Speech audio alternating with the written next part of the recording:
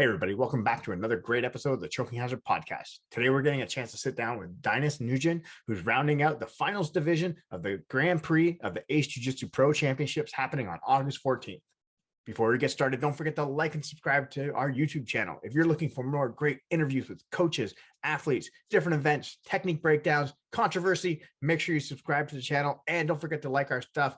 We really do appreciate the support and we want to keep providing you with more great content. Today's episode has been brought to you by Spirit Leaf Waterdown, located at 64 Hamilton Street North in Waterdown, Ontario.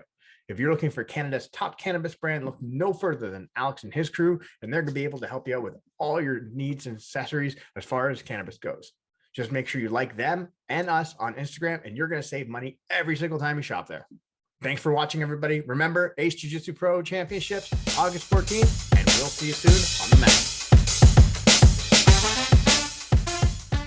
Awesome. Welcome back, everybody. Here we are back with another great episode of the Choking Hazard Podcast. And we're joined today by Dainis, who will be headlining the main card of the Ace JiuJitsu Pro Championships, which is happening August 14th in Toronto, Ontario. We are super excited. They were about a week out from this competition, and this is going to be an amazing competition more than anything because we've got a huge card going on at the beginning. We have a main event, which is I think it's a 4-man bracket now. I think we had one gentleman drop out just recently, but we got 5 awesome competitors, or now down to 4, that are going to be competing for the #1 spot on that middleweight card. And we are set up with one of the #1 contenders because everybody's been gunning for you. When you've been having these conversations, everybody's like, oh, I think Dainis is going to be the hard guy. I think Dainis is like, so hearing that's a good thing because everybody's like looking out. They're like, okay, got some recognition to my name here, but also put some respect on my name. Put some respect on it. But also, here's the thing. I know you're coming to win, Dainis, and that's what we want to talk about today, because I know everybody's got respect for everybody, but you're coming to win this competition. That's for sure. Yeah, for sure. So you know what? I'm really excited for this tournament. Like anytime I go and compete, I expect the excellence of myself to go in there because I've been training hard for a long time, and in judo, and then I was been training hard in Brazilian jiu-jitsu, and I've done pretty well in tournaments. So yeah, that's I keep it very simple. I just try to do all the things that are in my control. Well, I eat well, I train well, I study a lot of jiu-jitsu, and then I just go out there and I love to compete, and I've been competing a lot recently, so I feel that that's helped me to be pretty sharp for this tournament. So I competed even 2 weeks ago in Orlando, right? So I'm pretty fresh for this one. I've just gotten on a roll with starting to compete again. I took a little bit of time off, had a lot of stuff going on, opening the gym and stuff, but I'm back on a roll competing after COVID and all that stuff. So I'm very excited about that. I'm very excited about this tournament, and I haven't fought any of these guys before. So each person presents a different challenge, and I'm really looking forward to each match. Awesome. So Dainis, how's your training going? And is there anything specific that you're doing, for this 4-man bracket that maybe you're not doing?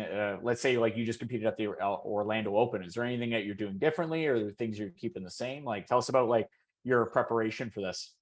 Well, I just train hard. I just train the same all year round. I don't really change anything. I'm always trying to add different parts to my game and work that in training with with a little bit of the lower belts. Always trying to develop new skills, but I never train for anybody per se. Unless it's like a super fight or something where you're just fighting one person, and maybe you'll look them up a little bit so you have a general idea of maybe what style of game that you want to play that match. But this is 4 different guys. I'm sure they're all completely different. So I'm just gonna go out there and just try to do my thing. You know what I mean? Yeah. So especially in a 4-man bracket like this, will you be kind of taking each match as they come, or you have a different strategy, how you're going to kind of don't obviously not giving away any secrets or anything have you kind of mentally prepared yourself on certain individuals, how much of a pace you need to push with certain people or anything like that? No.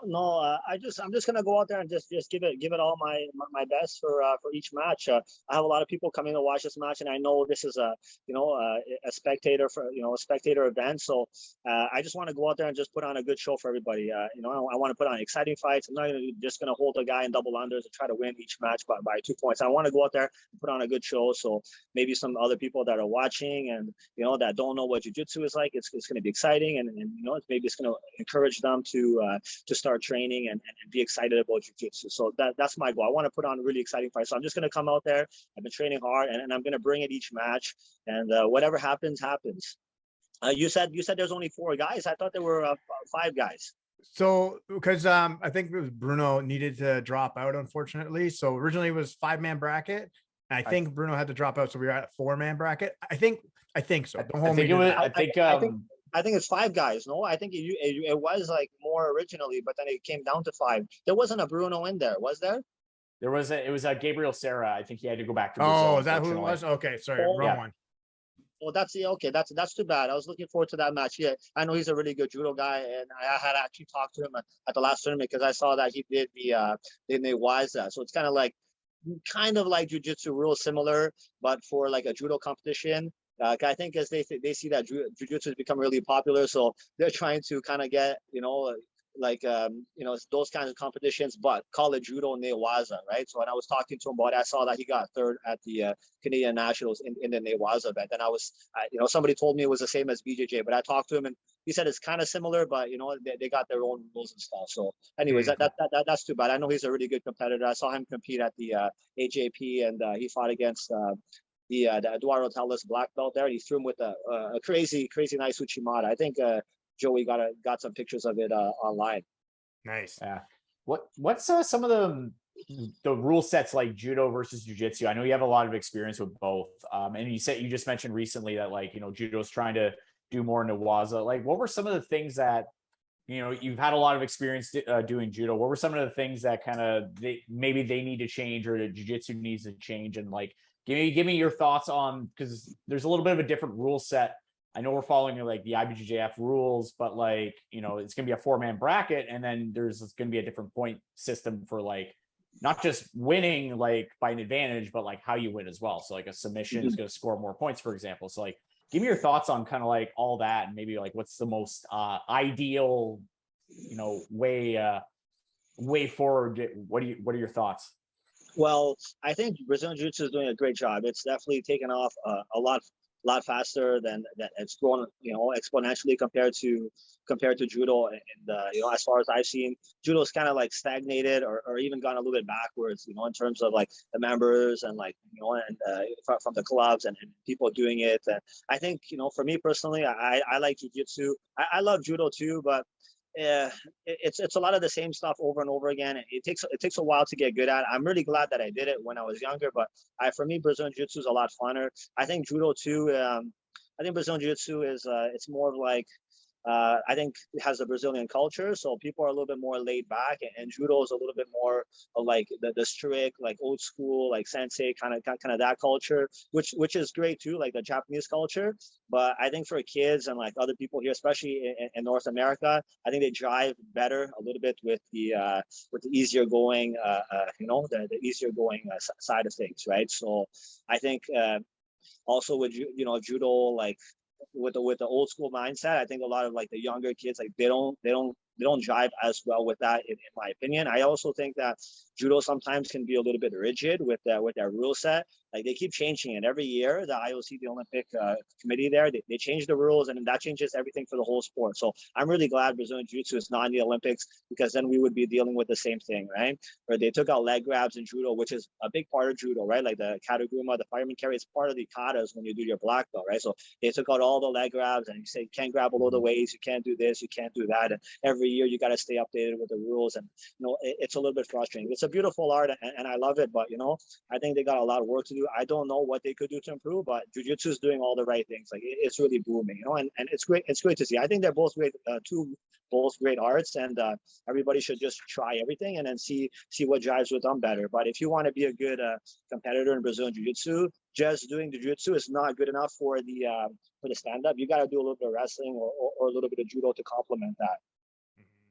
No, it's interesting what you said, especially about the Olympics and especially with the IOC, because I know there's always the debates where some individuals are like, yeah, we want to have jiu-jitsu in the Olympics. It's the next time to do that. And then some other people are like, nope, let's not put it in the IOC. Let's not allow that to happen in the Olympics. And I think what you mentioned was the ideas of rule changes, right? Because once you start getting with the IOC, there's so many different bodies of work that have to go through rule changes, and it's going to cause this, and it affects all the way, it trickles down into especially into the local tournaments. Yeah, exactly. So exactly what you said, I totally agree with it, right? There's too much red tape and regulation that comes along with that. And then everything in the world follows that. Like there's no different judo organizations that have different rules. In jiu-jitsu, it's kind of cool. Like you got the AJP and then they're doing their thing. You got IBJJF, and you got ADCC, and then everybody has their own little rule set. But you can hit up all the tournaments, and then if you like prefer one, and you can go to that one, but they're all legitimate in their own right? So I think it's pretty cool, and I hope it stays this way. And then even other tournaments are coming up with their own rules. So you've got I guess like the Nagas and stuff, or the grappling industries, and all those events can just come up with a rule set that works the best for them. But for the most part, I think people using the IBJJF, right? And I think that's a great standard set of rules. I'm glad they're allowing heel hooks now for brown and black belt adults. I think that was holding things back for a while there. I think it's good. I think what are your thoughts on Ace's the way they're not just like the IBJJF rules that they're using, but kind of the process of so let's say you're not just trying to win by an advantage, but you're trying to make what you're saying. You're trying to make the fight exciting. You're trying to win by submission. And at the end of the day, that's what people want. So what are your thoughts on that? I think it's great. I think it's a great rule set, especially with the 4-man, the bracket, because it makes things more interesting. Because if you just win all your matches on points, and then another guy maybe lost one match, but then he subs the other 2 guys, he might still have more points than you, right? At the end of the tournament. So it does make things more interesting. And it's it's a spectator friendly event, right? That we're competing for them to put on a good show. So yeah, anything to make things to spice things up a bit, I think is awesome. I think it's a great idea. I like the 6-minute format. I find 10 minutes, people stall a little bit more, try to find a little bit more time to get into their tempo, into the match. 6 minutes, it's master's time limit. You just go hard for 6 minutes. You don't have time to rest. It's going to be exciting. People are not going to be getting bored in 6 minutes, right? And I'm really excited about it. It's going to be good, especially with the time. The 6 minutes matches are great because you have enough time to get enough action in, but not too long where it kind of drags on and it gives people an excuse to hang back. Yeah, Aaron doesn't have the cardio for 6 minutes, or not even for 6 minutes, not even for 10 minutes, 6 minutes, not even that either. More like a 5 minute. Aaron's more a 2-minute man. Yeah, the AJP does 6 minutes as well too, right? For all belts and all levels, and I think it works great. People just really bring it the whole match, and you make one small mistake, and you really gotta claw back against another good guy, right? 10 minutes, it's a long time, I like 10-minute matches too. It's good. You have a lot of time to work, but definitely you play with a little bit more strategy. You don't go crazy for the whole 10 minutes. Mm-hmm. So especially obviously with your tournament style matchup, that's obviously the main forefront of your mind right now. But when you look at the rest of the card, are there any other matches that you're excited to see? Man, there's so many good matches on the card. They got some great ladies matches on there, right? I think I saw a part of one match at the Ontario Open. I just turned just looked over and I saw Siobhan and Allison's match, and one time Siobhan almost had Allison back in the ring, and I think a bow and arrow. Then I turn around again. I'm in the middle coaching someone, and then I think Allison's passing her guard and half guard. It was a crazy match, right? So I think that that's going to be an awesome one for the fans to see. I think the Darson and Kevin match, I think their match ended a little bit on a controversial call the last time. I was actually coaching Darson for that match that day, and I'm glad they're going to be able to run it back, right? And I think they're both probably pretty excited about that, especially Darson. Yeah, no, we had them on I think our last podcast, and they're both super excited for that match again. And both of them respect each other a lot, especially from that last matchup. But again, they're both gunning to win, so it's going to be a really good match. Yeah, for sure. Oh, sorry about that, guys. Oh, no worries. No worries. I got you guys here. Okay, yeah, sorry. Yeah, awesome. Yeah, they're both great competitors, and it's going to be an awesome match for sure. So when you look at especially for yourself, you're running a school, you're competing actively. How are you finding time to just make this all work? Obviously, because if you're competing at such a high level, you got obviously all these other things pulling at you with your school, your students. How you been making this work for now? Well, now it's hit a good tipping point. because the first few years, it's all white and all white belts, right? And then like you get a blue belt or two, and you're super excited. You're like, man, I got a blue belt to train with. It's gonna be an awesome day, right? And then now, we've been open for 6 years. We got black belts here. We got a handful of black belts, and then solid purple, brown, like really good blue belts, like guys that are doing well on the local scene, and they give me a really good role. So I don't have to go so far to get good training at the gym, even for myself. So it's been awesome. That's been really helpful as well. I got Rich here, so many other good students, and Rich and I, we work a lot together. Like he's studying jiu-jitsu, I'm studying stuff. He's got a different game, and we bounce a lot of ideas off each other, and he's helped me really develop a lot as well. And yeah, like so I think training's been going really well, because teaching the students, it makes me understand things better, and then I'm improving as well because of that. And also I've been training a lot. I've been consistent with my weight training routine, putting that time in. Once in a while, I go to Toronto BJJ too, and just roll with all the hard guys back to back, just to make sure I stay sharp. And yeah, I feel great. So I'm super excited, and yeah, I've been competing a lot. I did the Chicago Open, I did the Orlando Open. I'm really glad to get back on the road competing as well.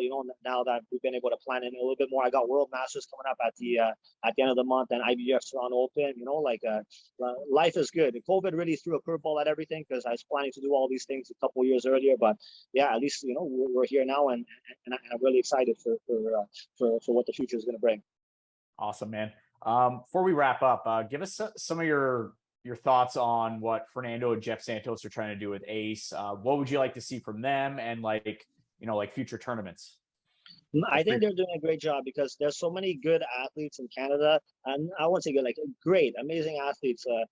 Guys that just have not had maybe a stage to showcase their jiu-jitsu, and I think this is a good start to that. Like Ace is kind of like a fight to win, right? It's all like really good guys here. Good school owners, really good competitors, accomplished people that are competing, and then they've got a stage to show their jiu-jitsu, right? And then I think hopefully, everything goes well for the event, and then they can host more. And I think it's awesome. I think it's a great thing for the community, and it's going to be great for athletes to be able to showcase their talents. That maybe that can lead to something else for them, right? Maybe they can lead them to somebody else seeing, and then maybe FloGrappling picking up on it, and then maybe they get invited somewhere else, right? To some other events in the States or something like that, right? Those are all where all the bigger names go, But in Canada, it's a great start. Yeah, no, definitely a great start. It's going to be an awesome event.